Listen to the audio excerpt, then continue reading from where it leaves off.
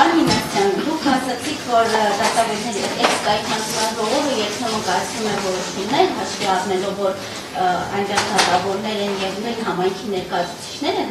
իրոք է ձեր բառերով ասեմ, էմոցիաների արդյունքում չեն կարողանում կայացնել որոշում, որը հանրության կողմից օբյեկտիվ որոշում կընկալվի որպես, եթե բովանդակություն կազմում այս նույն տրամաբանությամբ ձեզ ավելի շուտ ձեր մտերիմ ընկեր Կարեն Անդրեասյանին մեղադրում են նրա մեջ, որ լինելով ձեր մտերիմ ընկերը, բարձրագույն դատական խորհրդում քննում է ձեր ուղարկած միջնորդությունները։ Ինչպես է ստացվում, որ այս դեպքում դուք օրինակ չեք տեսնում խնդիր, բայց երբ որ դատավորները կայացնում են որոշումներ իրենց դատավոր գործընկերների վերաբերյալ, այս դեպքում դուք այդ էմոցիաները հաշվի եք առնում եւ նախագիծ եք մշակում, որպեսզի այդ էմոցիաները զսպեն մի քիչ։ Շնորհակալություն հարցի համար, քանի որ այս թեման շատ է քննարկվել, մանրամասն անդրադառնամ։ Նախ այդ երբ պաշտպանվող կողմը, այսինքն դատավորների փաստաբանները այս փաստարկը օգտագործում էին եւ միջնորդություններ էին ներկայացնում բացարկի, մանրամասն ուսումնասիրել ենք միջազգային փորձը եւ հետեւյալն է ասում միջազգային փորձը եւ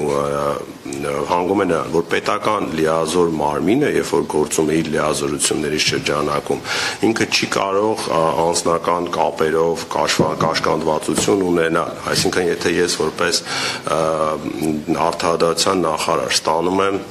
որևէ դիմումատուի դիմում դատավորի կարգապահական պատասխանատվության ենթարկելու հետ կապված, ես ուղղակի նայում եմ, տեսնում եմ խախտում կա թե չէ, ու այդ խախտումը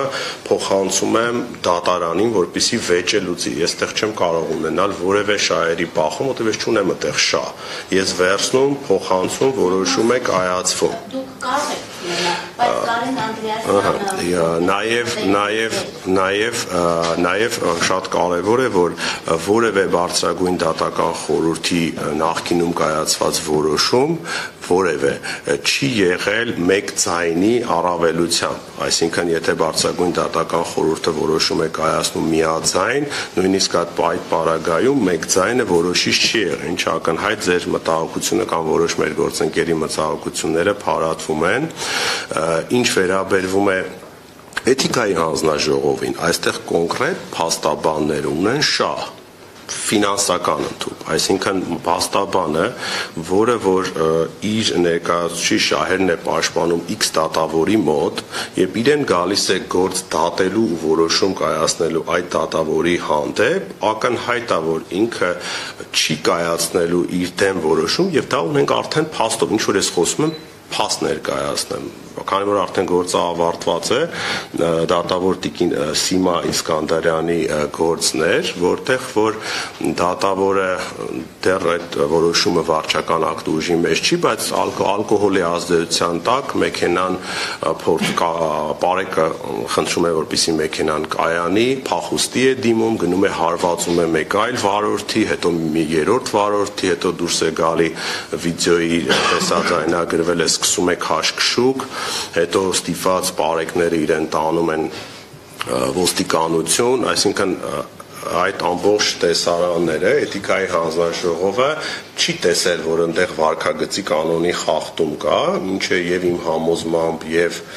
բարձրագույն դատական խորհրդի համոզմամբ այնպեսի խախտում է, որ նույնիսկ դատավորի լիազորություն դադարեցվեց, այսինքն ես ունեմ ապացույցներ,